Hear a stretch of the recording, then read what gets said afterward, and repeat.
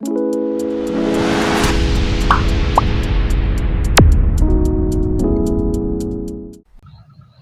Bapak Ibu Saudara yang terkasih dalam Tuhan Yesus Kristus. Berjumpa kembali dalam YouTube channel Lembaga Persekutuan Pembawa Shalom. Kita akan merenungkan bersama-sama firman Tuhan yang akan menjadi dasar di sepanjang kehidupan kita. Sebelumnya kita akan berdoa. Tuhan, terima kasih untuk waktu yang Engkau berikan bagi kami. Bersama-sama kami mempersiapkan diri untuk belajar akan kebenaran firman Tuhan. Tuhan berkenan memimpin kami, menguasai kami, sehingga kami boleh mengerti firman-Mu dengan baik, dan kami boleh menerapkan dalam hidup kami sehari-hari, dan kami pun berjalan di dalam terang dan pimpinan dari Tuhan sendiri. Terpujilah nama-Mu Tuhan, inilah doa kami. Dalam nama Tuhan Yesus Kristus, kami siap mendengarkan firman Tuhan. Amin. Firman Tuhan terambil di dalam kitab Matius pasal 6 ayat 19 sampai 24. Demikian bunyinya. Janganlah kamu mengumpulkan harta di bumi ngengat dan karat merusaknya, dan pencuri membongkar serta mencurinya. Tetapi kumpulkanlah bagimu harta di surga. Di surga ngengat dan karat tidak merusaknya, dan pencuri tidak membongkar serta mencurinya. Karena di mana hartamu berada, di situ juga hatimu berada. Mata adalah pelita tubuh. Jika matamu baik, teranglah seluruh tubuhmu. Jika matamu jahat, gelaplah seluruh tubuhmu. Jadi jika terang yang ada padamu gelap, betapa gelapnya kegelapan itu. Tak seorang pun dapat mengabdi kepada dua tuan, karena jika demikian ia akan membenci yang seorang dan akan mengasihi yang lain, atau ia akan setia kepada yang seorang dan tidak mengindahkan yang lain. Kamu tidak dapat mengabdi kepada Allah dan kepada Mammon. Pada kesempatan ini kita akan belajar bersama-sama tentang bagaimana sikap kita terhadap harta. Nah, saudara-saudara, ketika kita memperhatikan kehidupan manusia di muka bumi ini, maka kita akan melihat bahwa demi untuk memenuhi kebutuhan hidup, banyak orang berkeliaran ke sana kemari di dalam setiap pekerjaan masing-masing, berusaha untuk mendapatkan harta, kekayaan, atau uang di dalam diri mereka masing-masing. Nah, dan hal ini membuat banyak orang pada akhirnya apa? Tergila-gila atau bahkan terfokus dengan harta duniawi yang dimilikinya.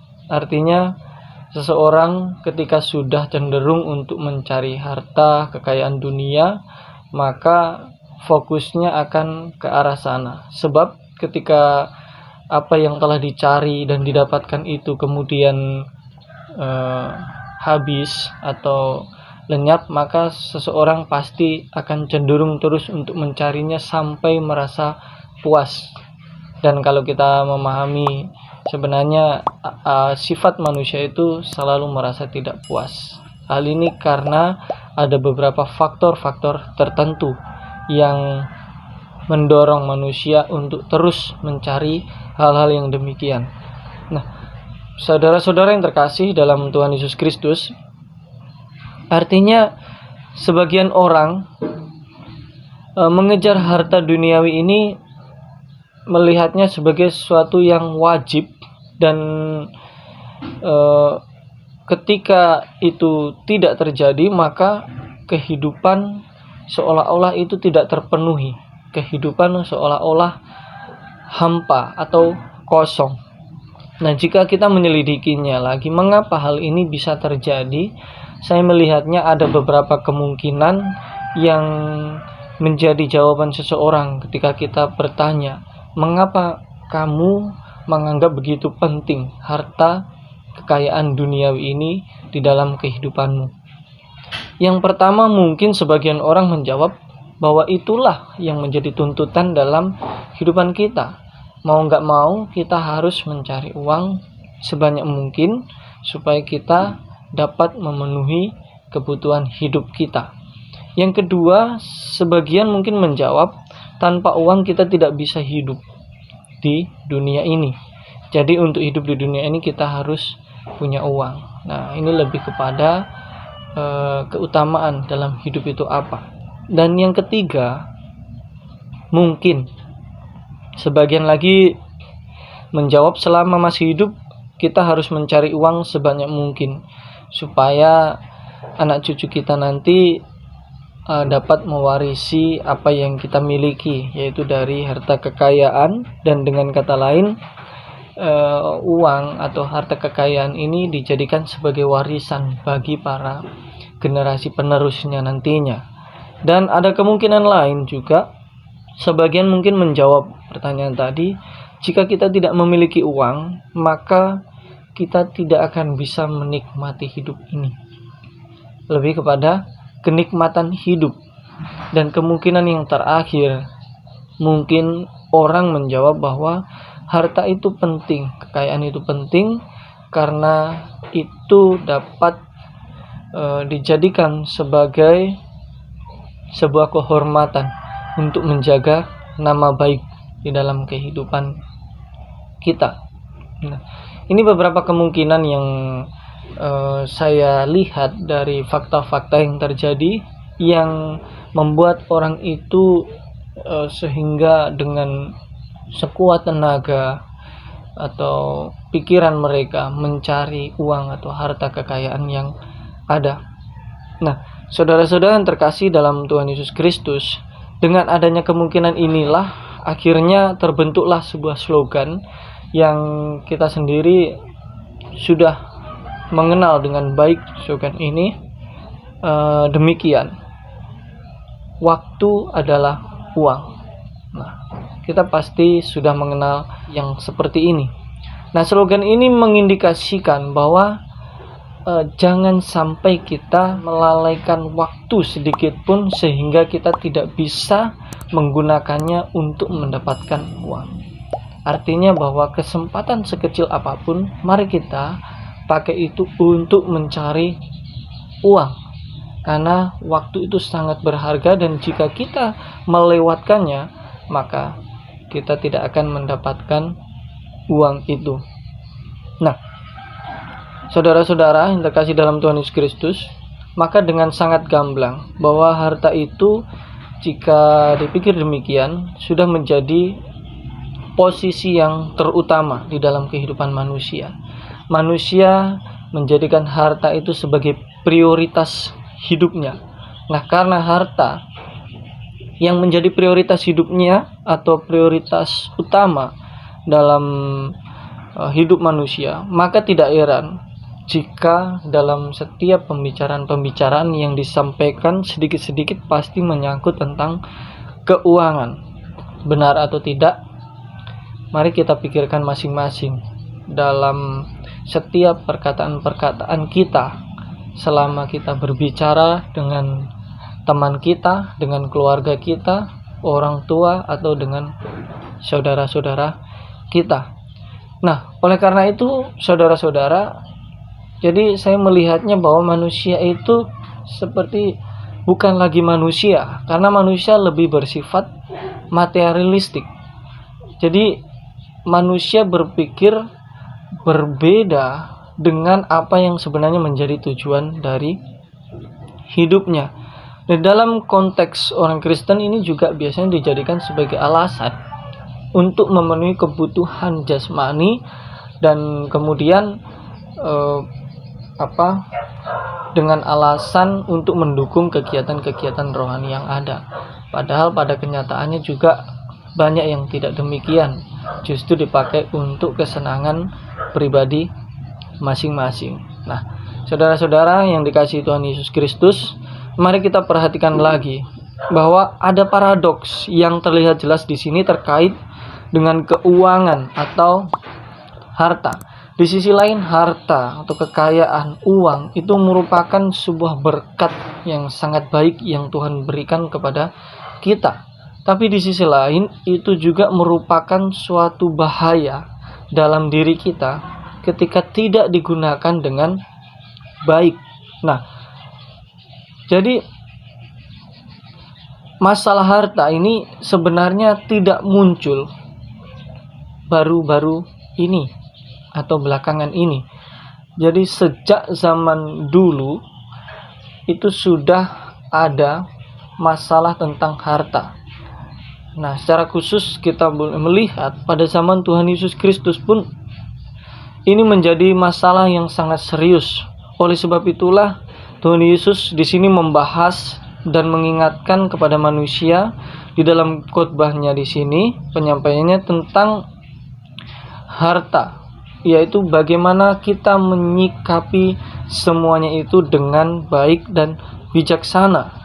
Nah, hal ini disampaikan setelah Kristus memperingatkan orang-orang Farisi dan yang mengikuti dia agar tidak mendambakan kehormatan manusia. Kemudian ia selanjutnya memperingatkan kita agar tidak mendambakan kekayaan dunia.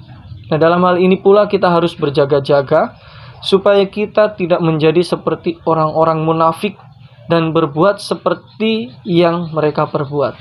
Jadi kesalahan mendasar yang telah dilakukan oleh kebanyakan manusia adalah memilih dunia ini sebagai upah utama di dalam diri mereka. Nah, padahal yang disampaikan Tuhan Yesus Kristus justru ini sebaliknya. Nah, Tuhan Yesus menghendaki sikap yang baik terhadap harta dunia ini. Apa itu?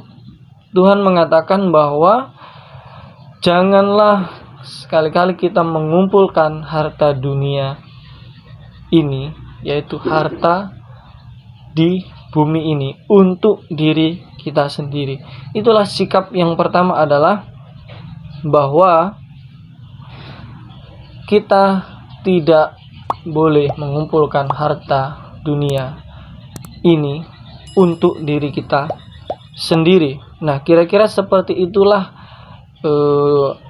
arti dari Matius 6 ayat 19 yang diartikan secara literal. Jangan menimbun harta di bumi ini untuk dirimu sendiri.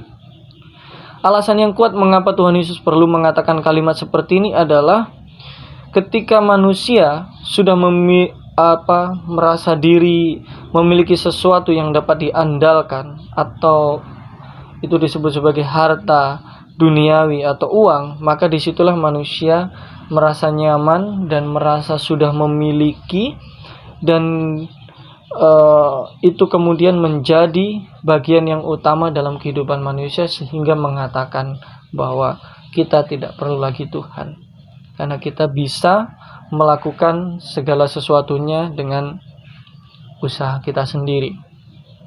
Saudara-saudara yang terkasih dalam Tuhan Yesus Kristus, ketenangan, kenyamanan diri, dan rasa memiliki ini sebenarnya yang menjadi salah satu berhala di dalam diri kita. Sebab apa? Kenyamanan ini bukan kenyamanan yang sesungguhnya, kenyamanan yang sifatnya hanya temporal atau sementara, dan ini justru membawa kita semakin jauh daripada Tuhan. Karena kenyamanan ini bagaikan sebuah kata yang diletakkan di sebuah panci yang berisi air yang sedang direbus. Nah, sepertinya hangat dan nyaman untuk ditempati, didiami, tetapi tanpa sadar kata itu telat untuk menyadari bahwa dari air yang perlahan-lahan bertambah panas itu akhirnya membuat dirinya celaka dan dia akhirnya mati. Demikianlah juga dengan nasib orang yang memprioritaskan harta dan sudah merasa nyaman dengannya, tanpa sadar orang tersebut akan mati di dalam kenyamanannya.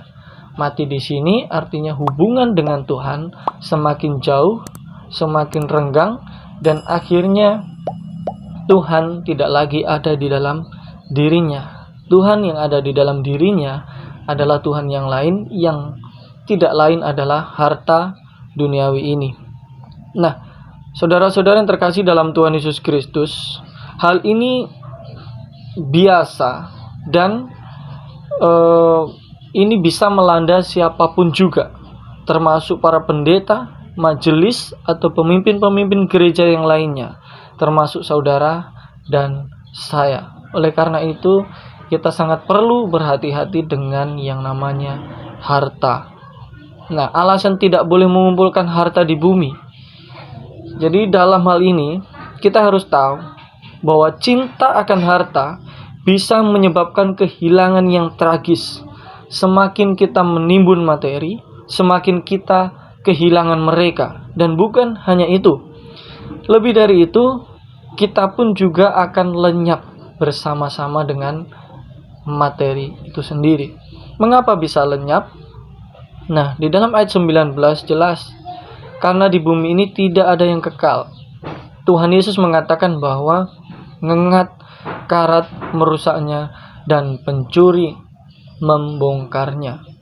Artinya bahwa kita tidak tahu ketika Tuhan mau, seketika itu juga bisa terjadi. Ketika kita sudah merasa nyaman, aman dengan semua harta kekayaan yang ada, seolah-olah tidak terjadi apa-apa. Nah, jika Tuhan mau, satu kali Tuhan bekerja, maka semuanya itu bisa lenyap.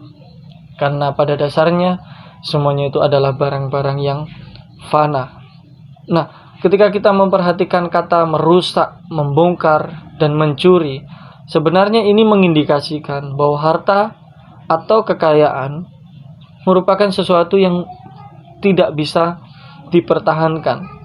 Itu sebabnya saya pernah mengatakan dalam khotbah-khotbah saya sebelumnya di channel YouTube ini juga, bahwa adalah hal yang sia-sia ketika kita mempertahankan dan memperjuangkan sesuatu yang memang tidak bisa kita pertahankan. Apa itu? Itu barang-barang yang fana, termasuk harta duniawi ini.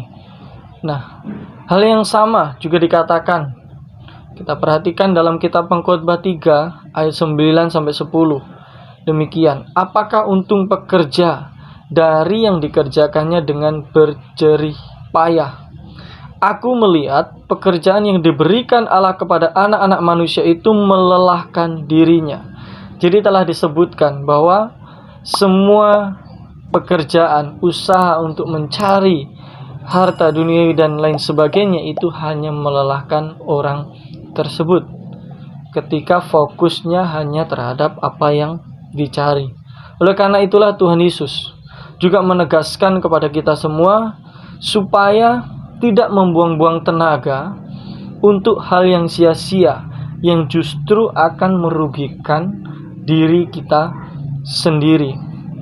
Ya, jangan sampai juga saudara-saudara yang terkasih, kita memiliki cara pandang yang salah, sehingga dengan cara yang pandang yang salah itu kita membawa diri kita terjerumus ke dalam kegelapan yang sangat gelap.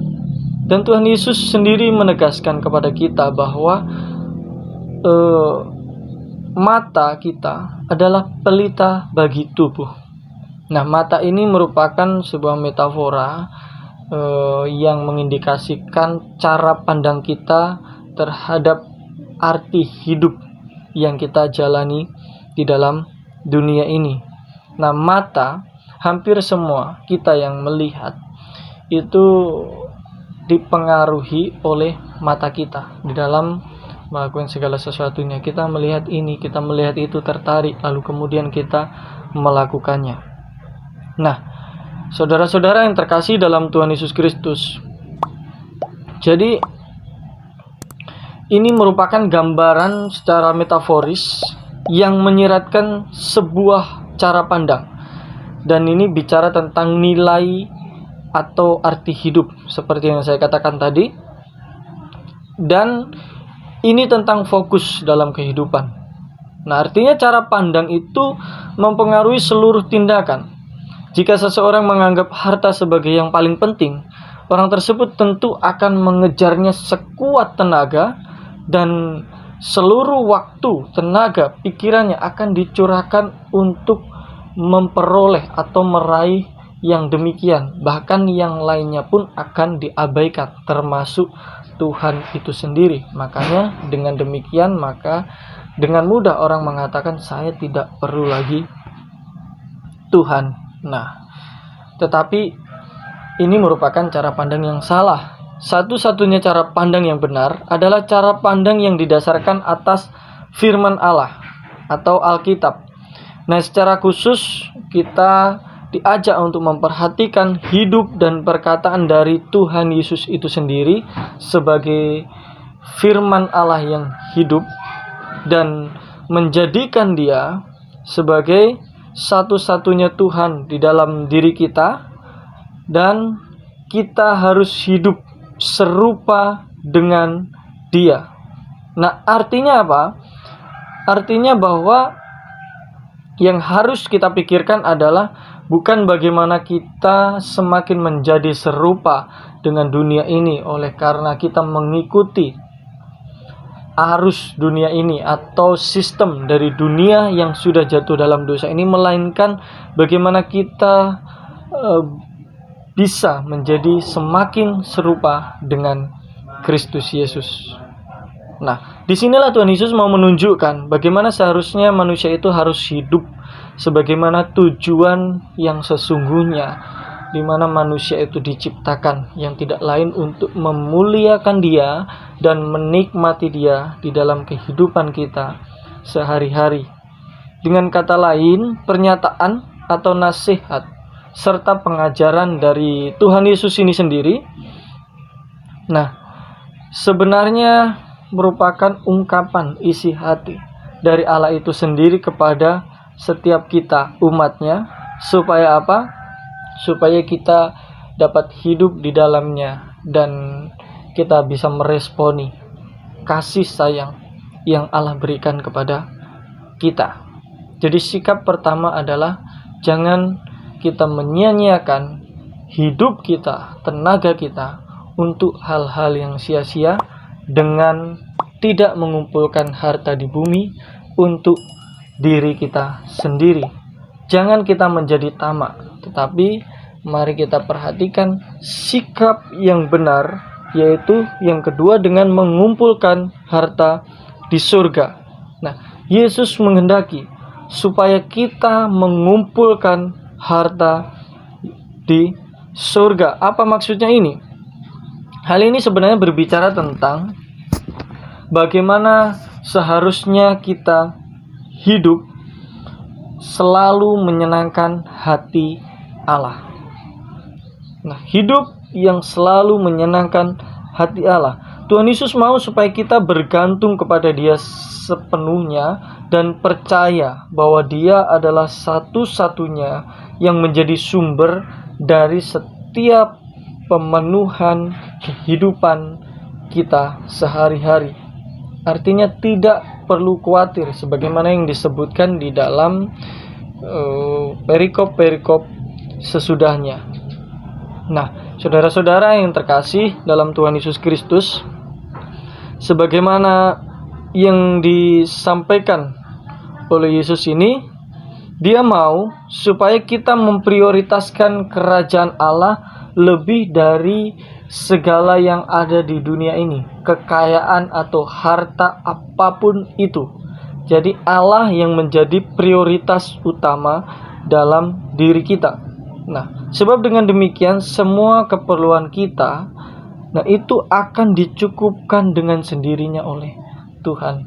Ketika kita memfokuskan diri dengan mencari apa yang menjadi kehendak Allah dan kemudian kita melakukannya. Bukan untuk keuntungan diri kita sendiri, tetapi untuk pekerjaan yang dikehendaki oleh Allah itu. Nah, memprioritaskan kerajaan Allah berarti apa? Menjadikan Allah, yaitu Yesus Kristus, nah, itu sebagai satu-satunya Tuhan dan mendedikasikan diri kita sepenuhnya kepada Dia dalam kemuliaannya. Supaya apa? Supaya bukan nama baik kita yang dikenal orang, bukan menjaga kehormatan kita, tetapi nama Tuhanlah yang dipermuliakan. Karena kita hidup bukan diperuntukkan untuk mencari kehormatan diri kita sendiri, tetapi kita hidup untuk menunjukkan Kristus kepada dunia ini, supaya orang lain boleh melihat betapa Tuhan yang kita percaya itu luar biasa memelihara hidup kita dan mencukupkan segala hidup kita ketika kita tidak memperhatikan diri kita sendiri atau bersikap egois dengan mementingkan diri kita sendiri. Nah, sebagaimana yang dikatakan oleh Yesus bahwa memang kita tidak bisa mengabdi kepada dua tuan, seperti Mamon sekaligus Allah. Nah, di sini sebenarnya Tuhan Yesus berpesan supaya kita hanya memprioritaskan satu tuan di dalam kehidupan kita, yaitu Allah itu sendiri. Nah, memahami perkataan ini, kita perlu mempertimbangkan konteks dari perbudakan kuno.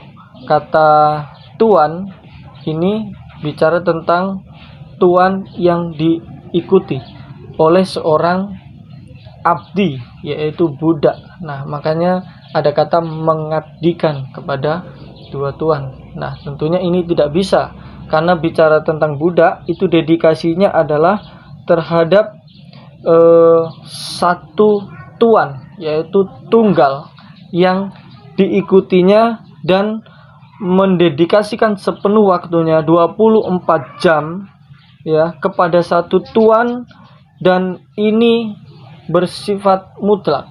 Karena dengan demikian maka seorang budak dapat bekerja dengan maksimal dan dapat memenuhi apa yang dikehendaki oleh sang tuannya. Nah, kalaupun seorang budak itu dimiliki bersama-sama oleh dua tuan, ini sangat mustahil budak itu menjadi budak yang baik bagi tuannya. Artinya bahwa ini merupakan suatu hal yang tidak bisa. Oleh karena itu, Tuhan mau ketika kita percaya kepada Dia sebagai satu-satunya penebus kita, Dia mau supaya kita mempersembahkan hidup kita sepenuhnya kepada Dia sebagai persembahan yang hidup, kudus, dan berkenan. Kita tidak perlu pusing dengan bagaimana keadaan hidup kita di dunia ini. Kalau Tuhan sudah panggil kita untuk melayani Dia, untuk percaya kepada anaknya yaitu Yesus Kristus, maka Dia juga yang akan memenuhi setiap keperluan kita di dalam melaksanakan kehendak-Nya, yaitu menyampaikan berita Injil itu kepada orang lain. Nah, saudara-saudara yang terkasih dalam Tuhan Yesus Kristus, demikian pula dengan tuntutan Allah terhadap kita, bahwa Allah adalah pemilik tunggal kehidupan kita, dan Ia menciptakan kita, Ia menebus kita dari dosa-dosa kita, seluruh hidup kita. Jadi tenaga, fokus, hati, dan waktu kita harus ditujukan hanya kepada Allah saja, jangan kepada yang lain-lain. Nah, apa yang kita pikirkan setiap hari adalah bagaimana kita itu harus menyenangkan hati Tuhan, karena Dia sudah memberikan yang terbaik kepada kita, bukan menyenangkan diri kita sendiri. Dan inilah yang menjadi pesan dari Tuhan Yesus di dalam nasihatnya terhadap kita semua dalam Matius 6 ayat 19 sampai 24 ini. Nah, saudara-saudara yang terkasih dalam Tuhan Yesus Kristus, perlu kita ketahui bahwa nilai hidup kita bukan ditentukan seberapa banyak harta kita di dunia ini, melainkan ditentukan oleh seberapa besar dedikasi kita pada Allah. Jadi nilai hidup kita bukan ditentukan seberapa banyak harta kita di dunia ini, melainkan seberapa besar dedikasi kita kepada Allah. Nah, bagaimana dengan kita? Siapa yang menjadi tuan kita selama ini? Apakah Mamon? Apakah Allah yang kita kenal di dalam Yesus Kristus? Kita merenungkan bersama-sama dalam hidup kita, dan mari kita merubah cara pandang yang tidak baik menjadi cara pandang yang benar sesuai dengan nasihat yang disampaikan oleh Tuhan kita Yesus Kristus. Mari kita berdoa. Terpujilah Engkau ya Tuhan, kami bersyukur untuk firman-Mu yang menerangi setiap hati kami. dan kami rindu bahwa kami yang mendengar benar-benar melakukan dalam hidup kami, dan kami juga menyadari akan kehidupan kami yang sebenarnya ada dalam genggaman Tuhan, dan Tuhan senantiasa memenuhi setiap kebutuhan kami. Oleh karena itu, Tuhan ajarkan kami supaya kami tidak egois, supaya kami tidak terlalu khawatir dengan diri kami, dengan memfokuskan diri kami kepada harta dunia, melainkan kami tetap hidup, percaya, mengandalkan Tuhan, dan melakukan kehendak-Mu untuk menyampaikan Injil kebenaran-Mu bagi banyak orang. Di dalam nama Tuhan Yesus Kristus kami mengucap syukur dan berdoa. Amin.